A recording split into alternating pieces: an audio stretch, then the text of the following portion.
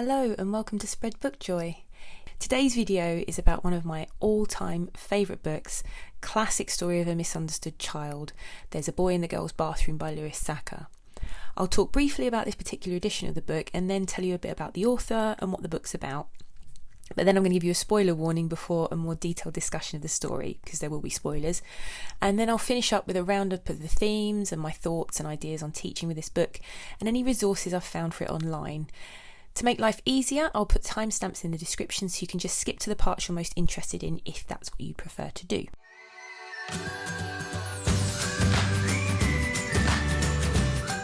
If you're new to the channel, I'm Jack, a teacher sharing my reading adventures and art experiments in order to spread the joy of books as far and wide as possible. I'll be sharing my thoughts on books I've read, and occasionally this will be alongside some art experiments which hopefully will give you something nice to look at while I talk and perhaps even inspire you to try some art experiments of your own. There's a Boy in the Girls' Bathroom was a contemporary school story which was published in 1998, and it's all about a boy called Bradley Chalkers, who is one of my favourite characters of all time. The title and the blurb always grab children's attention, and on the back we can see Bradley Chalkers tells lies. The original copy that I had a quote directly from the book at the top which said, "Give me $1 or I'll spit on you," and that always grabs children's attention. And if we look at the blurb now, it says Bradley Chalkers tells lies. He's been to the White House. He hasn't. He likes to eat dog food. He doesn't. His only friends are toy animals. Well, actually, no one likes Bradley. No one there is except the new boy Jeff and the school counsellor Carla. They appreciate his far-fetched stories. They think he's kind and generous. If only Bradley felt the same way. And sometimes the hardest thing in the world is believing in yourself, which always is a little bit heartbreaking when you read that. So we meet Bradley through the eyes of a new arrival to the class, and this is a boy called Jeff Fishkin. And on his first day at school, Jeff meets Bradley, who is a strange and seemingly unpleasant boy who doesn't seem to have any friends and doesn't seem on the surface to care about the fact that he doesn't have friends. He doesn't seem to care about it at all. And after acting out on a number of occasions, Bradley is sent to see the new school counsellor Carla, who is unlike any other adult he's encountered so far, or that we encounter in the book so far at least. And through their sessions, Carla begins to help Bradley to make sense of his emotions, and she links these to the possible causes of his behaviour, and this makes him think differently about the way he negotiates his relationships with Jeff and the other children. But really, mostly this is a really short and powerful book about the complexity of childhood trauma and the fallout on it from it on everyday behaviour. It's also about friendship and empathy and compassion, and just it's a really special book, and it raises important issues in a sensitive and engaging way. And I think it's a book that really, really pulls on the heartstrings, and it always breaks my heart a little bit each time I've read it, but then it does put it back together again, so don't worry. So this edition of the book, as you can see, it's published in the UK by Bloomsbury, and if it's $6.99, which I'm sure you can get it cheaper online, but if I give it a quick flick through, you can see that the text, the chapters are all quite short and the text is not that dense. So, and it's only 194 pages long, the story.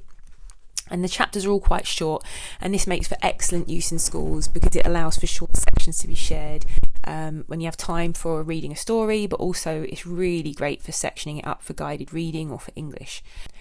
In the UK, I usually rely on the Book Trust for reading ages, so looking up the reading age of this book, but it isn't listed on there. So I first looked at this listing on Love Reading for Kids, which is a fabulous review website, link in the description below.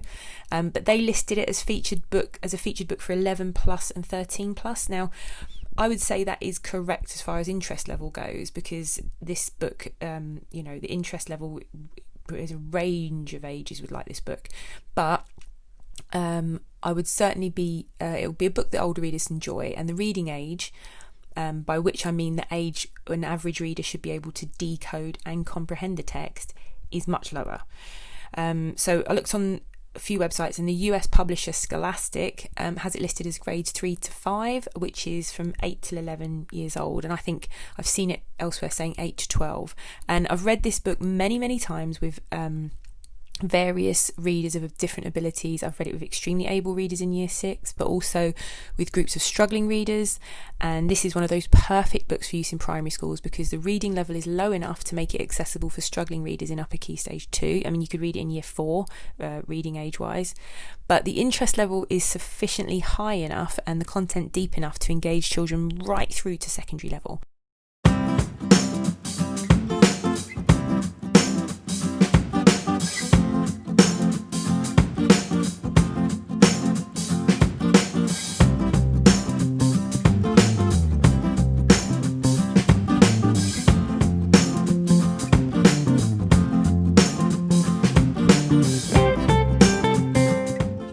So I got loads of information about the author Louis Sachar off of his website. Even there's a link to see how to pronounce his name, and it is Sachar, rhymes with cracker.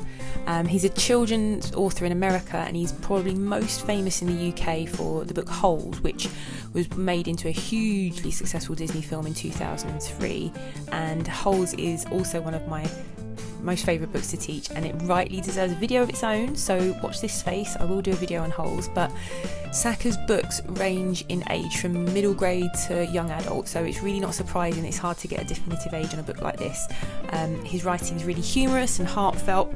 He's got extremely well-rounded characters, as you'll see when we talk a bit about this book, and so many heartfelt messages on so many different themes. And according to his website, where I got most of his information, he was born in 1954 in New York, and he moved to California when he was 9 years old. And during college, he volunteered at an elementary school for credit and found it was the most rewarding experience of his whole time at college. So once he graduated from college, he wrote his first children's book, which was called Sideways Stories from the Wayside School, which has since become a series, which we've never read. I think it's probably his most famous series if you look at his website, that he seems to be known for in the States. And it's based on the children he met at his elementary school voluntary work. And it was published when he started law school. So he did go on to become a lawyer, but then he continued to write children's books in his spare time until the late 80s, when he started earning enough to write full time. So what was really nice to find out on there, a lovely little fact, was that he based the character of Carla, who's the counsellor in There's a Boy in a Girl's Bathroom, on his wife Carla, who was a counsellor in elementary school when he met her. So, spoiler warning, I'm just going to cut away now and give a more detailed discussion of some key points of the book. If you'd like to skip that, just take a look at the timestamps below.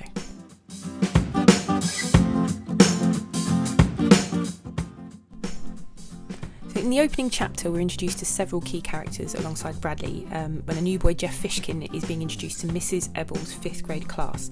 So usually I'll ask children to record new characters and new words and other information as they read by giving them sort of 4 headings for their whiteboards: characters, new words, I wonder, what they wonder about, and then things they like or don't like. And this serves a lot of purposes. It gets them to reflect as they read, and plus record any vocabulary you might need to investigate. But it also gets them to ask questions of the text, which is a real crucial skill that you need to help them with to develop and support their inference and prediction skills. So the book opens with 3 fantastic sentences in which we learn a lot about the type of character that Bradley is, and it always makes me feel so sorry for him. So the first couple of paragraphs I'll read to you. Bradley Chalkers sat at his desk at the back of the room. Last seat, last row. No one sat at the desk next to him or at the one in front of him. He was an island. If he could have, he would have sat in the closet. Then he could shut the door so he wouldn't have to listen to Mrs. Ebble. He didn't think she'd mind. She'd probably like it better that way too. So would the rest of the class. All in all, he thought everyone would be much happier if he sat in the closet, but unfortunately his desk didn't fit. This is such a great hook for discussion and getting children interested in the book, and for teaching inference and metaphor. Why is he alone? What does he was an island mean? And they're really good questions. And looking at Louis Sachar's, I'll put a link in the description below. There's a audio recording of Sachar explaining the idea for the book that he got, and this opening chapter is a story that was related to a friend of his called Jeff. So the character of Jeff Fishkin's named after his friend Jeff, who started a new school in 5th grade, and he was telling Louis Sachar this story when he was older as an adult about starting a new school in a new state and how frightening it was, and this exact scene happened. He was asked to sit next to a particular child, and a girl yelled out, "Oh no, not Donnie," or whatever the boy's name was. And the teacher said, "Yeah, no one really likes sitting there." And this stuck with this man, Jeff, right into adulthood, that someone could be so insensitive, and a teacher could be so insensitive about a child. And that is the opening scene of There's a Boy in the Girls' Bathroom. And so Sachar took that and ran with it, and he questions, why is this boy acting like that? And he expands on it in such an amazing way. So Jeff is asked by Mrs. Ebble to introduce himself and then to take a seat, and the only one available is next to Bradley. So the girl yells out, "No, not next to Bradley," and Mrs. Ebble does do that. She says, no one likes sitting there. So Bradley's clearly not popular either with his classmates or his teacher, which is heartbreaking. And he looks up at Jeff when Jeff goes to sit next to him, and he smiles a strange smile, and you can't tell if it's a frown or it's like he's not used to it. He doesn't know how to smile properly. And then Jeff smiles back at him, and so Bradley looks away. So he's clearly not used to people smiling back at him. And then during the lesson, Bradley scribbles away on his desk, and at one point he breaks his pencil, so he tapes the pencil tip to a wad of paper on his desk, and that's full of junk. And Mrs. Ebble gives out a test and says everyone did well apart from, and sort of makes an indication that Bradley didn't. But he just grins, and then he sits there and he cuts his test paper up into tiny squares. And then as the bell rings for playtime, or recess in America they call it, and he's going outside, he's really shocked and surprised, and he hears someone yelling at him to wait. And then he turns around, and the new kid Jeff is there, and he's asking him and smiling at him and telling him, "Oh, I don't mind sitting next to you, and actually I've been to the White House," because Jeff's character has come from Washington, and he says, "I'll tell you about it if you want." So Bradley then utters that immortal line, "Give me $1 or I'll spit on you," and that's the end of the chapter. So there's so much going on in this chapter that it makes such a great opportunity for discussion. What do the children think of Bradley, of Jeff, of Mrs. Ebble, who is everything that an adult shouldn't be in a school, and what do they think will happen? So Bradley's really confused by Jeff, and he expects Jeff to tell on him when recess is over, and he doesn't. And Mrs. Ebble asks if Bradley has given his mother a note about the parent-teacher evening, and he lies and says she can't come because she's sick. And this is like the first instance of what turns out to be a long line of really elaborate lies from Bradley. And it's the first time that we hear Mrs. Ebble wants him to meet the new school counsellor, and she obviously needs to see the parents for permission. And then Bradley's just pondering over Jeff approaching him in the playground and how he didn't tell Mrs. Ebble about Bradley taking $1 from him. And there's something really telling in here where Bradley says that he hates everyone, because then it doesn't matter what they think of him. And that what he did was he had to hate Jeff before Jeff hated him. But something about the interaction that they had makes him go back to Jeff after school and offer the $1 back in exchange for being friends. But it's clear that Bradley has no real idea of how to approach this, which is evidenced by him running away not long after. So as the book goes on, we find out more and more about Bradley, both from his behaviour at school, where he seemed just determined to push everyone away from him, and then his behaviour at home. We find out he's repeated 4th grade, and he's a year older than every other 5th grade child. And his father is a policeman who was shot in a robbery, and so now he walks with a cane and he works at a desk job, and the police never caught the robber.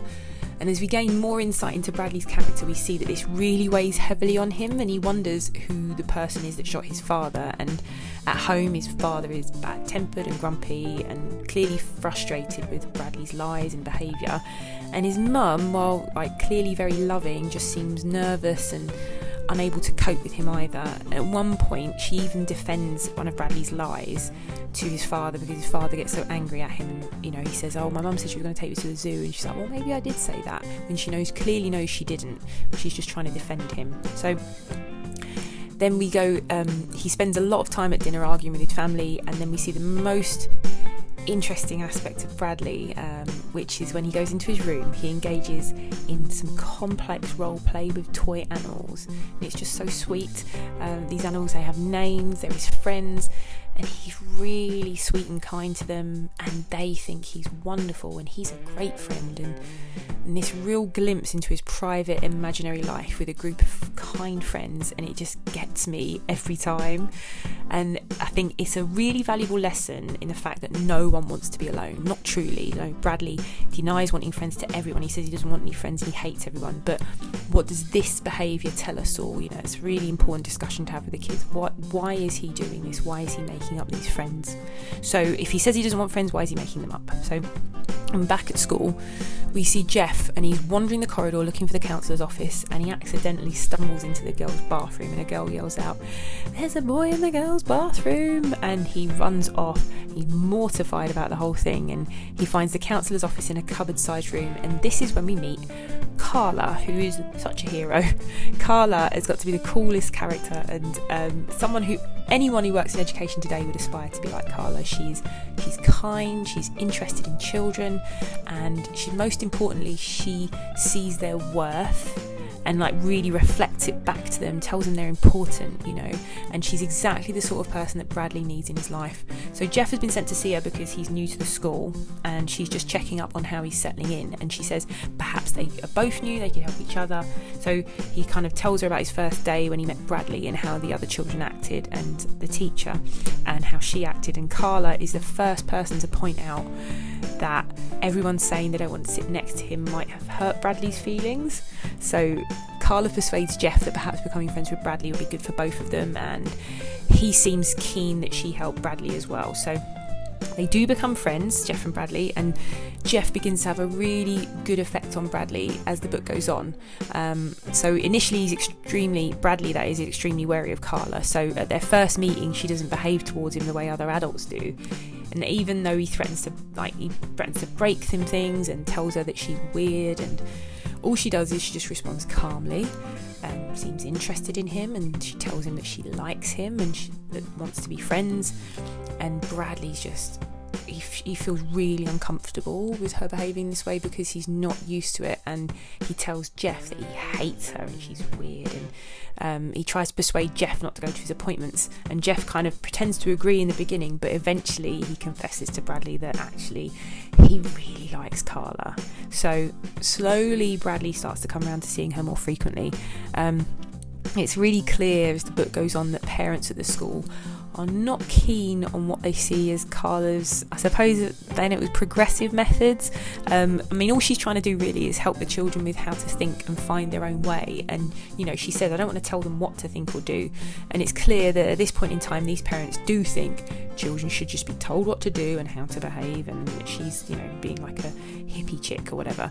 But Jeff and Bradley, they continue to be friends, and the path isn't always smooth, and as with all friendships, there are several complications, there are several obstacles that this book goes through which they have to work their way through, but in the process they both learn really valuable lessons about themselves and about what it means to be a real friend.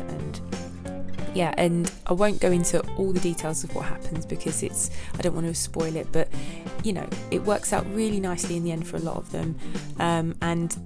This book was written in 1988, and as an educator myself, I really think for the most part we've moved on from the attitude of Mrs. Ebble. I don't think there are many Mrs. Ebbles left, but I have met them still. They still exist.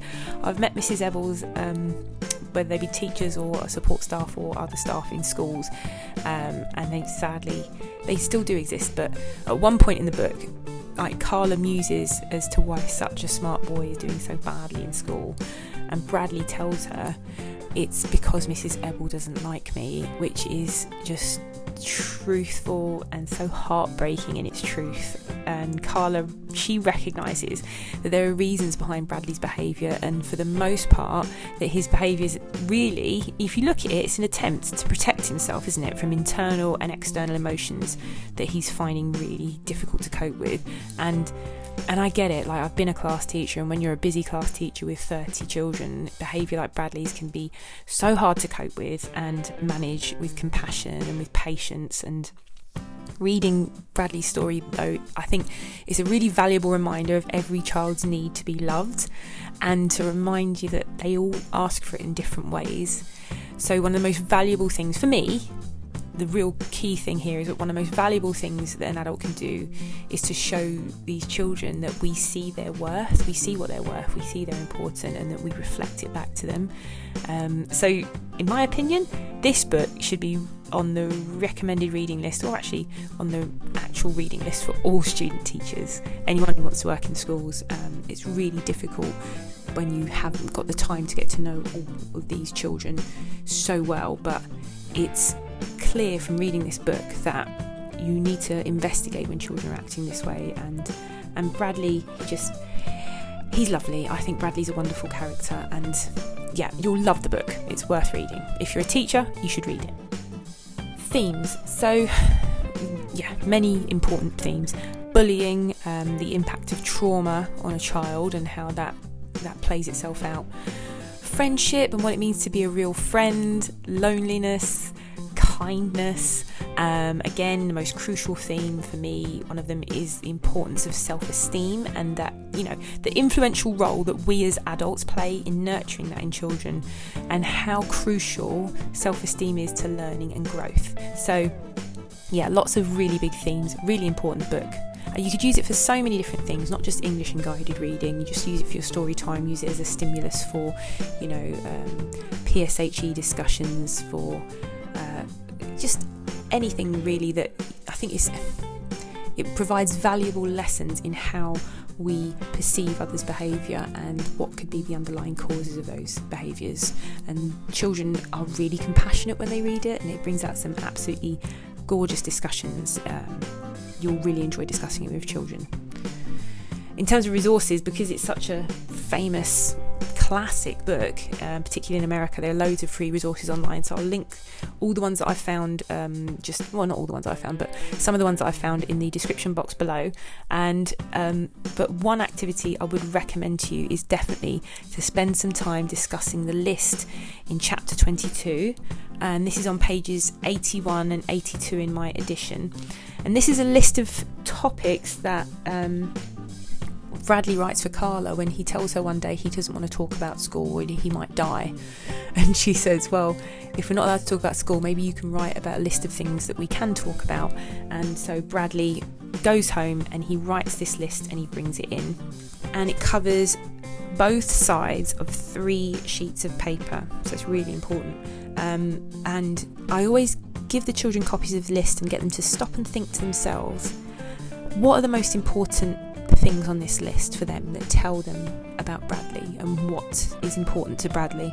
So there are things on here listed. Some things are silly and some things are really key.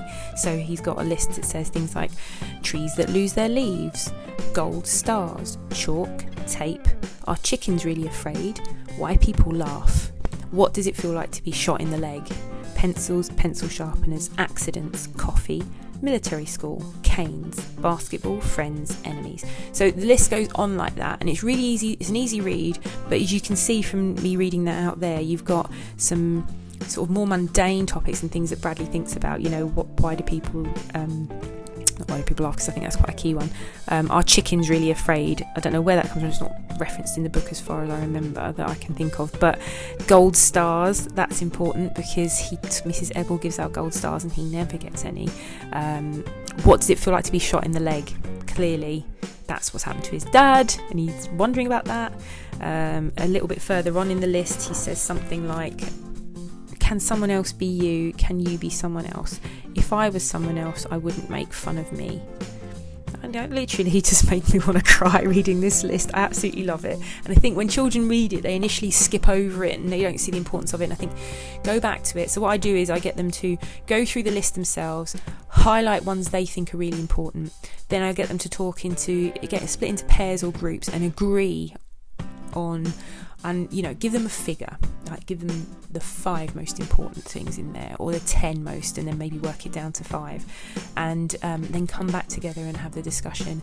And I have had some of the best insights into children's understanding of the books and the characters and their inference skills and what they've really taken from the book doing that discussion. So that's an idea that I've done that I will always do with this book, and I suggest it's well worth doing for you as well. So make sure you do that. Don't ignore that list.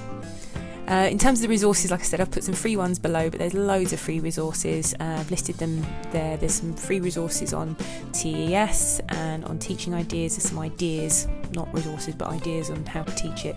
But one of the really there's a free novel study as well, which is an American one, which is not fantastic, but there's some things on there. But there's a lovely link to Louis Sachar explaining how he got the idea for the book, and he reads an excerpt from a chapter 2. Not great sound quality, but it's always nice to hear the actual author reading. One thing I would point out though is in the UK years ago, under the old national curriculum that we had before 2014, there were the national strategies websites, which have been archived by the UK government. They're an excellent resource still for planning, and I would suggest having a look at those. So I've put the link below. They've got a unit of work for There's a Boy in the Girls' Bathroom, which I think is still very relevant and accessible and a really good resource.